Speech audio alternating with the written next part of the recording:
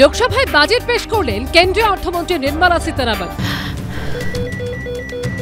ক্যান্সারে নেই আর ভয়, NCRI এ হবে এর জয়। আপনাদের ভরসা নেতাজি সুভাষচন্দ্র বোস ক্যান্সার হসপিটাল।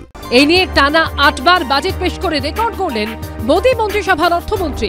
একটানা বাজেট পেশে রেকর্ড নির্মলার ঝুলিতে গেলেও সবথেকে বেশিবার বাজেট পেশে মোরারজি দেশাইয়ের রেকর্ড তিনি এখনো ভাঙতে পারেননি। অর্থমন্ত্রী হিসেবে মোট 10 বার বাজেট পেশ করেছিলেন মোরারজি দেশাই। এর মধ্যে প্রধানমন্ত্রী জওহরলাল নেহরুর জমানায় সবথেকে বেশিবার। এছাড়াও লাল বাহাদুর শাস্ত্রী ও ইন্দিরা গান্ধীর প্রধানমন্ত্রীতেও অর্থমন্ত্রী হিসেবে বাজেট পেশ করেছেন মোরারজি। বাজেট পেশের রেকর্ডে মোরারজি দেশাইয়ের পরেই রয়েছেন পি চিদম্বরম। মোট 9 বার বাজেট পেশ করেছেন তিনি। 1996 সালের 19শে মার্চ প্রথম বাজেট পেশ করেন পি চিদম্বরম। প্রাক্তন প্রধানমন্ত্রী এইচ.ডি. দেবেগৌড়ার আমলে তিনি ফের বাজেট পেশ করেন।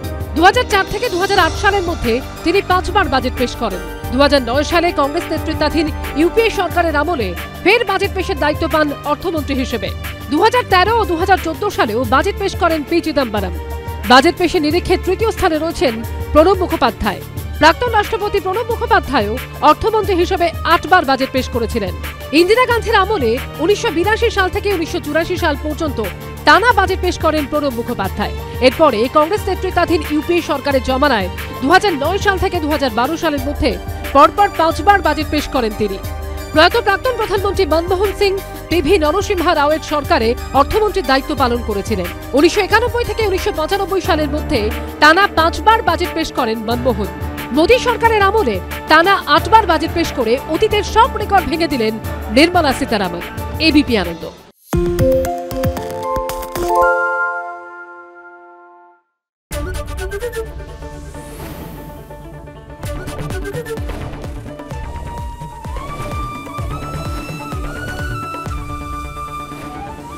এবিপি আনন্দ, এগিয়ে থাকে, এগিয়ে রাখে।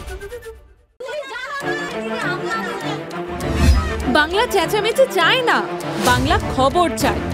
বাংলা খবর, বাংলার খবর। আরে চাটা দে। এই আমার একটা চা দেন। কি হলো আমারটা? বাংলা পক্ষপাত চায় না, বাংলা খবর চায়। বাংলা খবর, বাংলার খবর। সত্য অন্তহীন, সত্যের খোঁজও তাই, সত্য সন্ধানে তাই আমরা অক্লান্ত, অকুতভয়। এবিপি আনন্দ নতুন ভাবনার প্রতীক, যা মনে মুক্ত, তথ্যে যুক্ত এবং যাবতীয় সীমানার বাঁধন থেকে মুক্ত। সীমা না শব্দটির মধ্যে লুকিয়ে আছে মানা শব্দটি, যেন চোখ রাঙানি এক অদৃশ্য বেড়াজাল, যা আটকে রাখে আমাদের এক ছোট্ট গণ্ডির মধ্যে। একমাত্র সঠিক খবরই গড়ে তুলবে এক মুক্ত সমাজ। সেই জগৎ গড়ার লক্ষ্যে কোনো সীমানার ঠুকুটি আমরা মানব না। এবিপি আনন্দ, এগিয়ে থাকে, এগিয়ে রাখে।